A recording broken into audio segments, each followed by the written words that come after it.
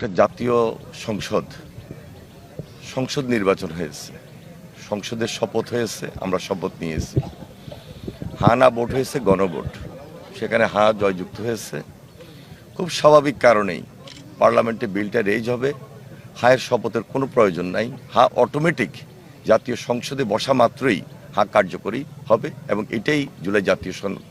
যেখানে না ভোট হয়েছে সেই না ভোট অনুযায়ী সেখানে পার্লামেন্টে রেজ হবে, আলোচনা হবে, তার ভিত্তিতে আবার নির্ধারণ হবে না যেখানে নোট অফ ডিসেন্ট দেওয়া হয়েছে সেটা কি হবে, সেটা পার্লামেন্টে নির্ধারিত হবে। সুতরাং এই ব্যাপারে আমি মনে করি ওনারা যে ব্যাখ্যাটি দিয়েছেন সম্পূর্ণভাবে যারা আইনবিদ, যারা এক্সপার্ট রয়েছেন তারা ইতিমধ্যে বলেছেন।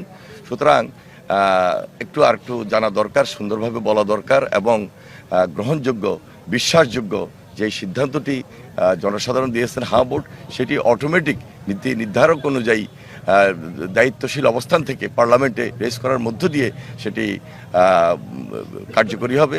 এখানে শপথ নেওয়ার কোনো প্রয়োজন আছে বলে আমি মনে করি না। এটা অনেক এক্সপার্ট তারা তাদের বক্তব্য ইতিমধ্যে দিয়েছেন।